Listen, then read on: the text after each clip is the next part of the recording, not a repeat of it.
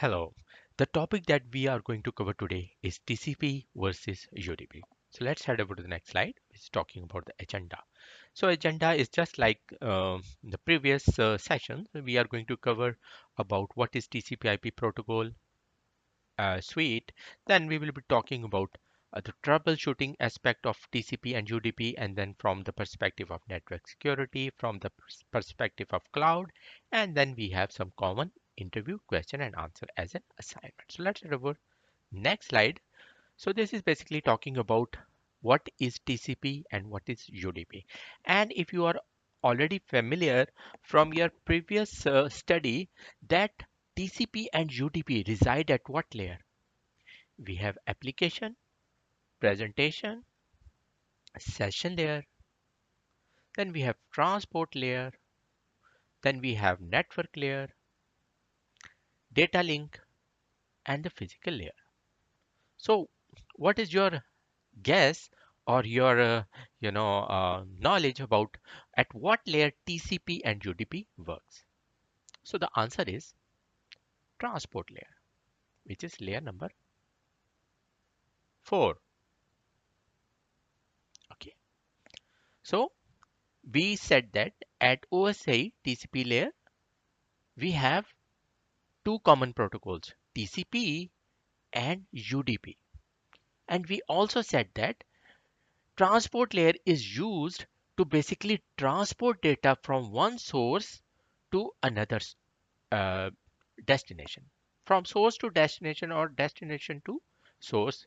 Okay, so basic idea of having this layer is to transport data. Okay, or the basic can say the functionality of these protocols basically to transport the data. Then why we are going to use these two protocols? So we are going to discuss here. TCP. So TCP meaning Transmission Control Protocol. So it stands for Transmission Control Protocol. Is a communication standard for delivering data and messages through network. So TCP is a basic standard that defines the rules of the internet and is common protocol used to deliver data in digital network communications.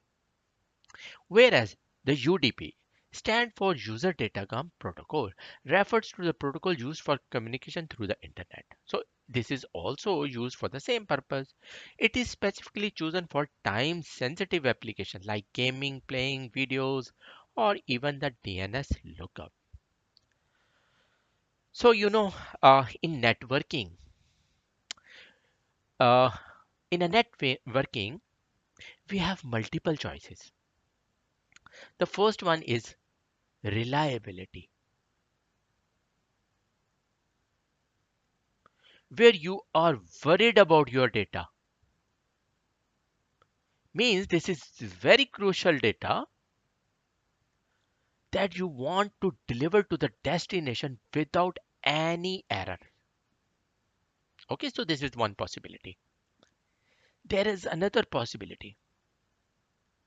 You want to transport or send data as soon as possible. Even though if there are some disruption, degradation, some noise, or no matter what it is, but you just want to send that data to the destination. Where comes the reliability? The TCP comes into play. And when we talk about as soon as possible data want to transfer, it has to do with UDP. Okay, so under TCP it is written connection oriented using three-way handshake. Okay, so this is reliable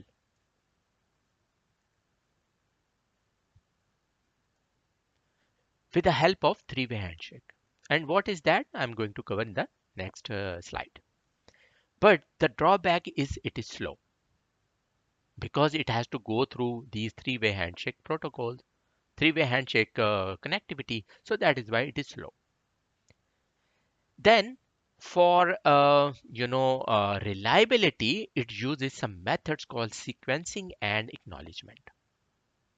Then it uses some terms called windowing and positive acknowledgement with retransmission. And I'm going to discuss in the next slides.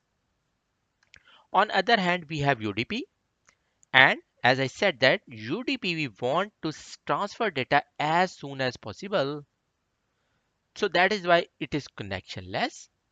So this is the drawback, but the advantage it is fast. Okay, so let's head over to the next slide. So first of all, before I proceed for the TCP and UDP explanation, TCP IP basically is a whole suite of that makes network communication happen. So these are the OSI layer model, application layer, presentation session. Then we have transport layer, network layer, data link layer, and the physical layer. But we have another model. It is called TCP IP model or architecture. So as you can see, application, presentation, and session layer has been squeezed into one layer is called application layer. Then we have transport layer. This is like same in TCP IP suite. It's called transport layer as well. Then we have network layer, and we know that at network layer we usually use routers or the ISP connectivity, something like that. So that is why it is called internet layer, because we are going beyond our boundaries. Then we have a data link layer and physical layer. Since these both are locally significant, that is why this is called as network interface layer.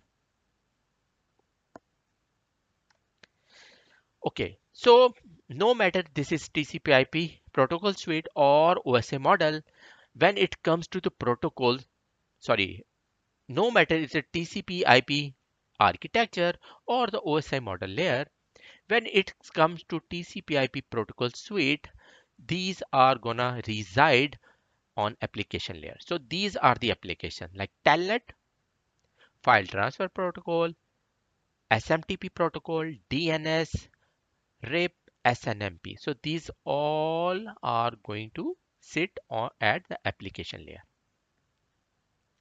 Then the transport layer.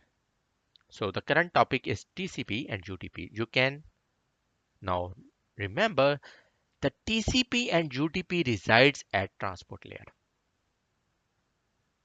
Then we have internet layer or network layer. We have IPs and EIGRP, OSPF. They basically reside on this network layer, and also ARP, ICMP, and IGMP protocol.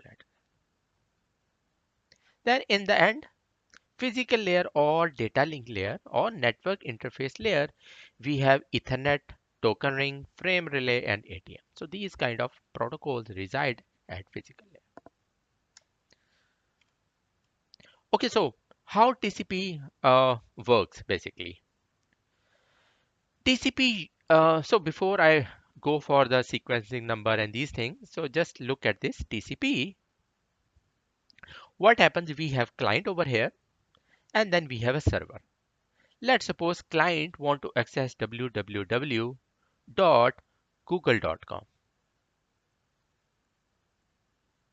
So before the page appears on your web browser, TCP has to make sure that the connectivity with my server is there. Or in other case, whether the server is alive or not.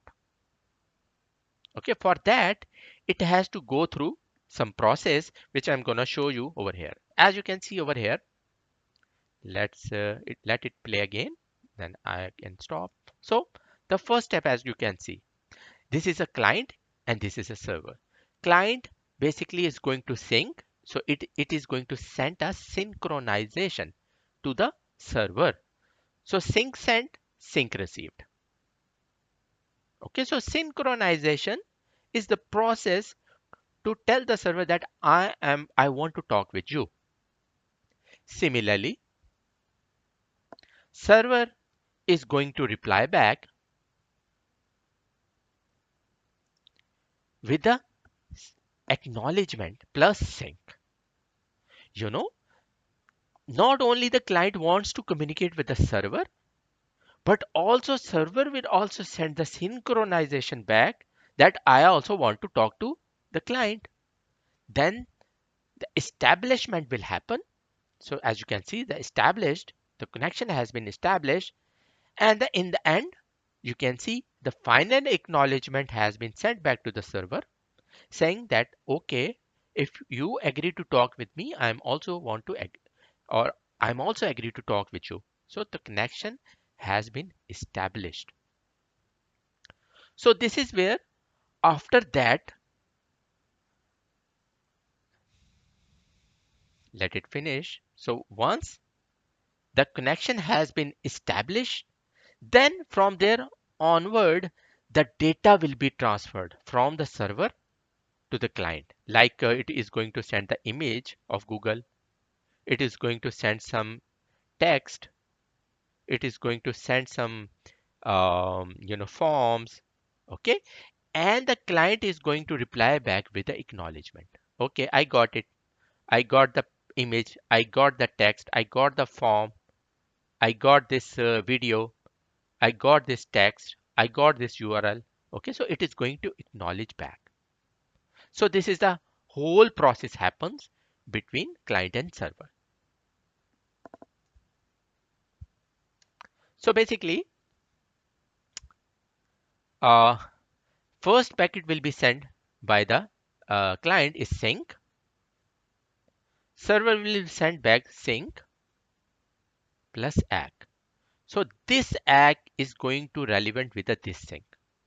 But this sync is the new synchronization that server wants to uh, basically connect with the client. So in the end, client is going to send back the acknowledgement. Then the data will be transferred with the acknowledgement.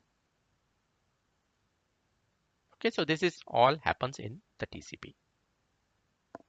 Most common flags that are being used are sync flag, finish, and acknowledgement.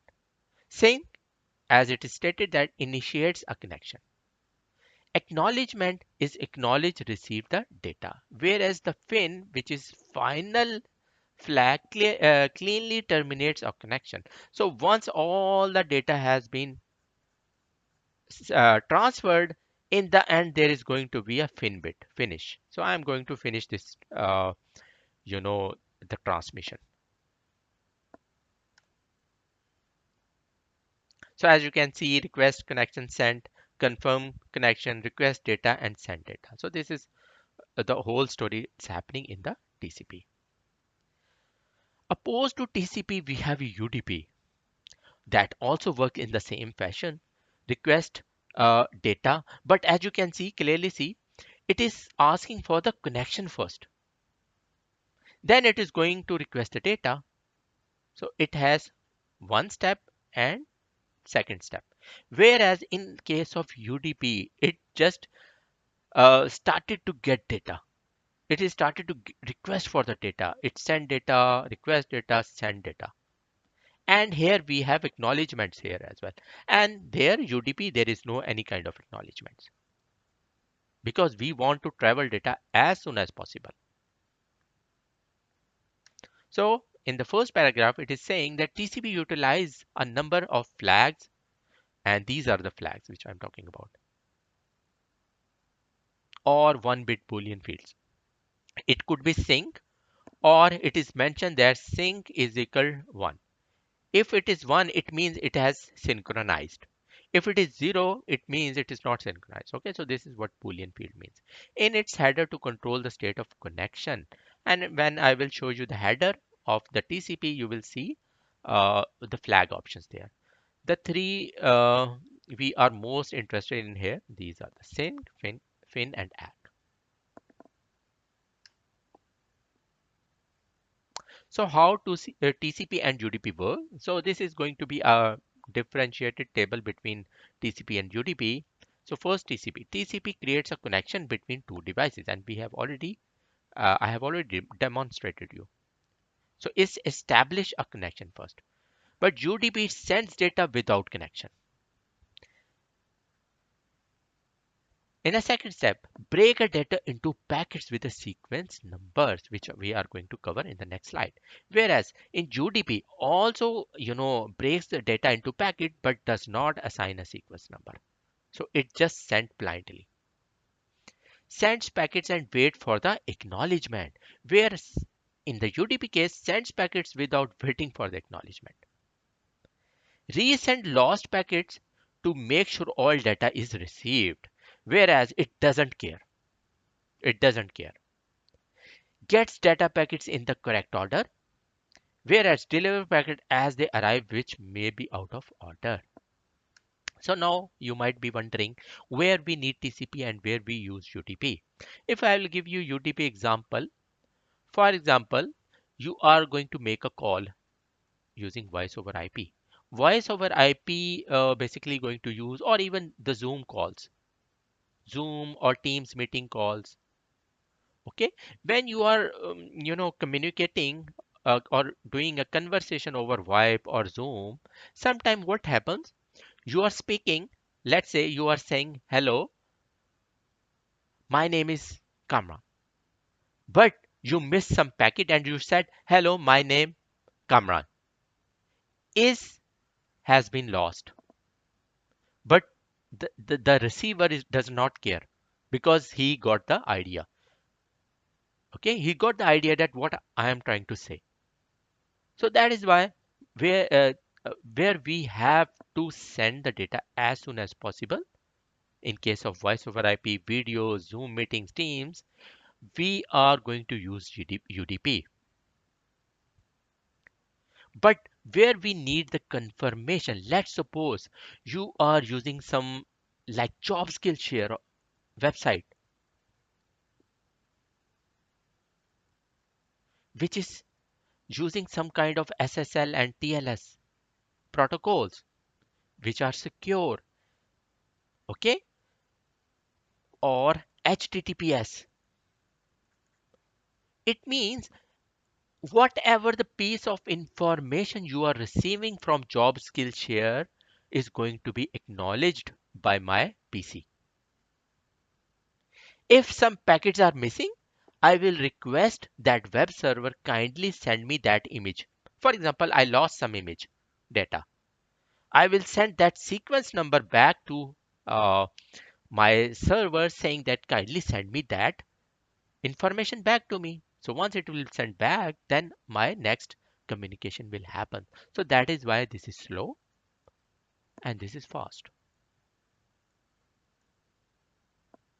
I hope you got the idea. So let's head over to the next slide, which is talking about the one of the most important aspect when it comes to TCP is called sequencing and acknowledgement. So these numbers help enable order reliable data transfer for TCP streams. The sequence number is sent by the TCP client, indicating how much data has been sent for the session, also known as the byte order number. The ACK number is sent by the TCP server, indicating that it has received cumulative data and is ready for the next segment. So if you will just, I have given you the example here. For example, this is my client machine, this is PC, and this is the server. And I am trying to basically access some website like jobskillshare.org. As soon as I type this URL, hit enter, what is going to happen? First of all, it will go through the three-way handshake process, which we have already discussed. It will send the sync packet, then server will send the sync plus ACK or ACK sync, and the response will be sent as ACK, and the data will start to transfer. So this is where sequence number and acknowledgement numbers comes into play. Let's suppose the sender initiated with a sequence number of 100 that I am looking for this information. It will be received by the server. It will be received by the server.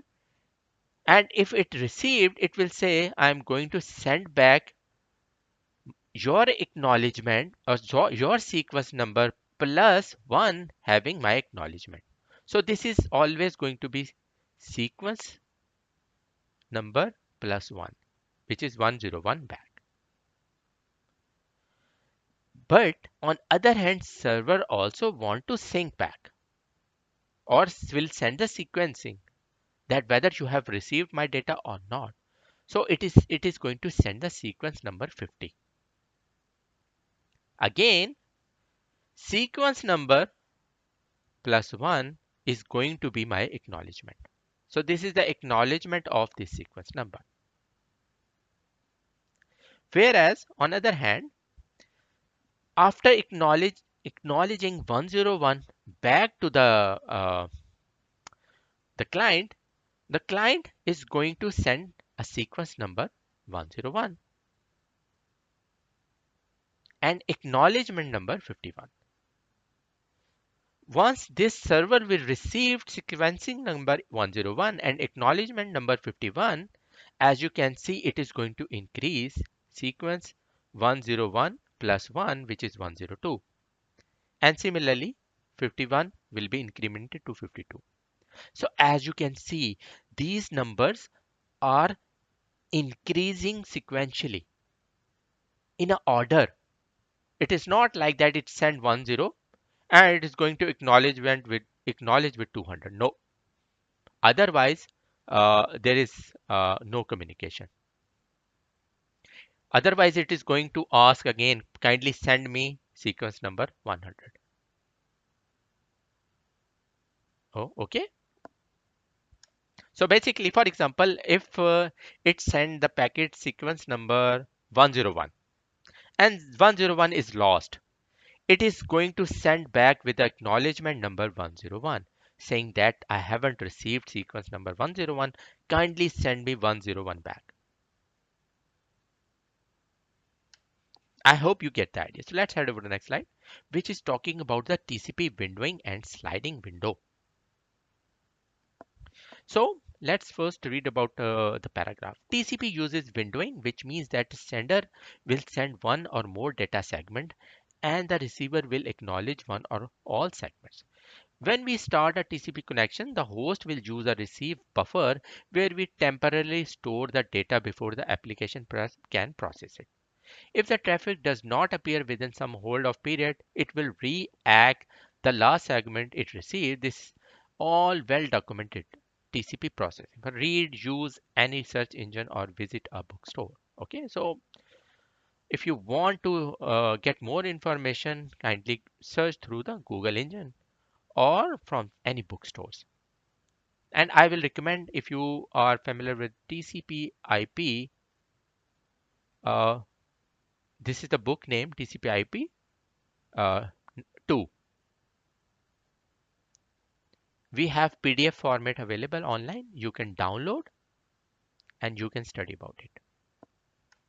So basically what it is trying to say over here, TCP windowing and sliding. Just taking the same previous scenario, sequence 100 is sent, acknowledgement with the 101, now it is going to send its own sequence number as well. But on the basis of capacity, on the basis of capacity of this receiver, which is going to be a web server. So first it sent one packet. It acknowledged, yes, I received. Now this time you can see it send one, two, two packets and it acknowledged with 103. Means it is saying I need more. I need more.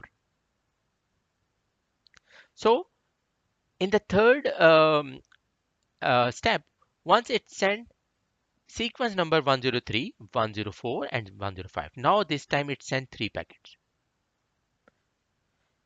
Now you can see this packet has been dropped, 105. It asked again for the sequence number 105. Now it is going to send again sequence number 105 and it is going to acknowledgement with 106. So what is happening here basically? If, as you can see, I have shown a picture of a juggler. So what juggler basically do it, he uh, play with these balls. Okay, initially he starts with two balls, so he's juggling these two balls, juggling, juggling, juggling. Then he add another ball because he has a good capacity to handle three balls. So third ball is also included. Then he added fourth ball, then it started working normally for him. Then he added fifth ball and it is working fine for him. So as you can see, one, two, three, four, five. So five balls he can handle accurately. As soon as you added another sixth ball, these all other balls will be dropped, or he will not be able to handle those balls. Okay, so just imagine these are the packets or sequence number, and this is your web server. He is handling two or three packets, and you as a client sending more balls as a packet. You will send one packet, one ball, and will see. So I'm going to draw it again. This is client and this is your server. First, you started with one ball. You just throw a ball to him and he start playing, and he is playing very well. Then you added another ball, two balls. He started to playing. Then three, then four. When you hit the fifth ball, he start to face the problems. It means your web server have a capacity to handle only four balls. Okay, this is very, very, very layman example, but just to make you understand. So this is what is called TCP windowing. Windowing size is they are going to, let's suppose they are saying I can handle 10 balls. So this is the windowing size will be set by who? The server. Server will say let's start hand from the first one ball first. So as soon as the communication start happening 2, 3, 4, 5, 6, 7, and 9, now the ball is set to 10. So it means maximum window size it can handle is 10, 10 balls. It cannot go beyond that. So our communication will remain in between 1 to 10. So maybe sometime the packets will be sent, three packets will be sent, four packets will be sent, six packets will be sent, seven, eight, nine, and then it will come back again to four packets, three packets. And randomly, maybe in between, it will start to send the 11th packet and will check if it is dropped or not. If it is dropped, it will come back to the. So that is called windowing. And the sliding window also. So sliding window has to do with windowing. Once you have set the window size 10, now the client over here will try to add another ball. He will try to add another ball to check whether this he can handle or no. This thing is called sliding window. So it can be increased or decreased as well. So I hope you get the idea. So let's head over to the next slide, which is talking about the port numbers, port number protocol and usage. So I will be hammering these concept again and again on your head because these are the very important and crucial aspects when it comes to the networking. Port numbers, protocol, and usage. Port number 20 is, you can see, when we say TCP IP, TCP IP is just not a protocol. It's a protocol suite. It has many sub protocols like FTP. FTP you can see comes under TCP. Then FTP has two, by the way, port number 20 and 21, and I have already discussed. So the both FTP comes under TCP. Secure shell comes under TCP. Telnet comes under TCP. SMTP comes under TCP. DNS system comes under TCP as well as UDP. So this is also going to be very important interview questions. So DNS works for both UDP as well as TCP. Then dynamic host DHCP, I will be covering DHCP a lot in detail, but just for the timing, I'm just going to give you idea.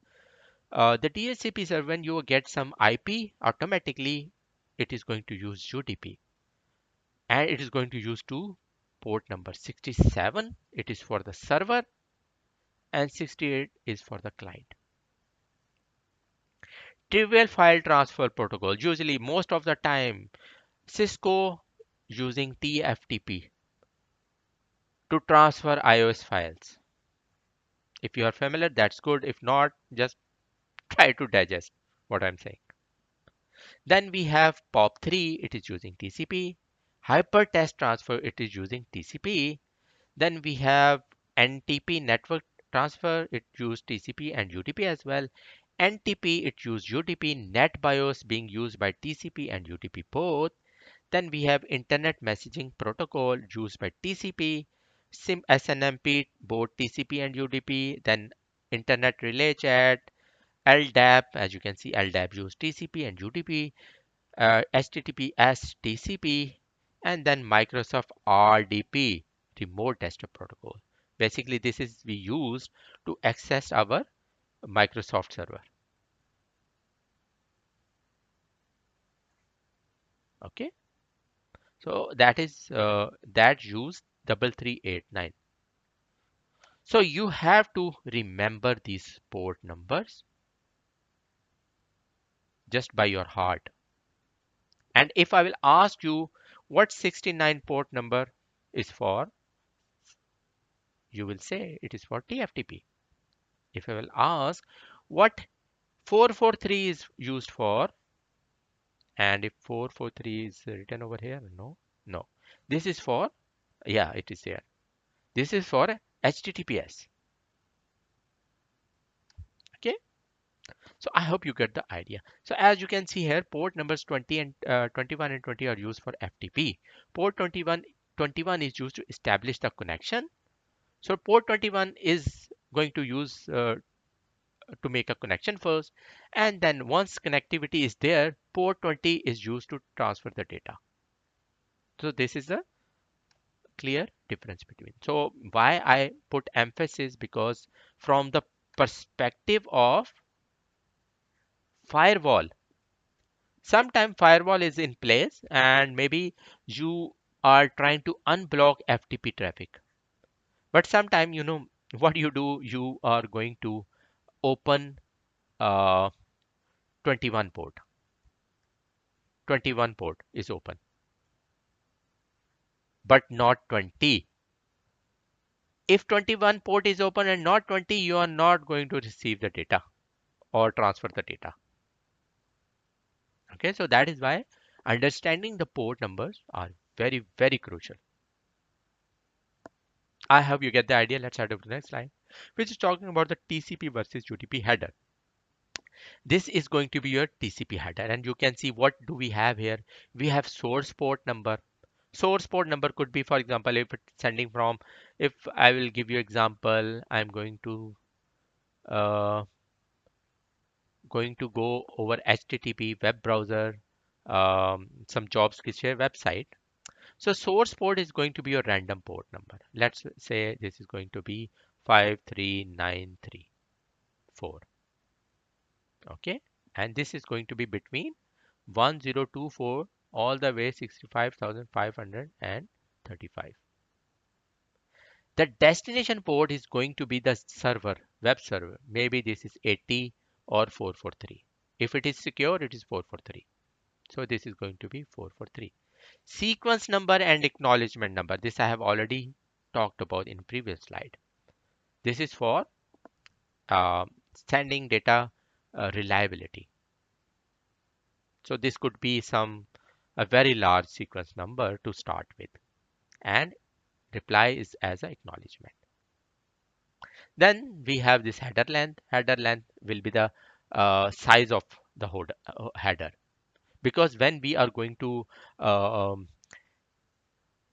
include these TCP options, our header length is going to be vary. So that is why they have put header length here.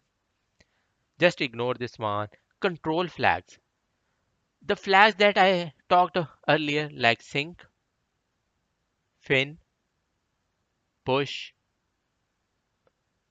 finish, sync, sorry, ag. So these are all going to place inside our control flags. Window size, we have already talked about. TCP checksum to handle the errors. Urgent pointer, if there is something like we have to send some information, we want to give some priority, we can use urgent pointer. Then we have some TCP option, which we are going to see in a Y chart section. And the payload, when we say the payload means the data. Data could be your HTTP traffic or HTTPS traffic, could be telnet. Okay. Opposed to TCP, we have UDP, and you can see how simple TCP UDP header is. It has source port number, destination port number, and checksum plus the same payload that we have over here. So this is also one of the very important interview question. What is common between TCP and UDP header? You can see the source port number is common, destination port number is common. Then we have checksum and the payload as well. So let's head over the next slide. From the perspective of troubleshoot, I'm gonna end this video right here because otherwise it is going to be a very lengthy, and I'm going to see you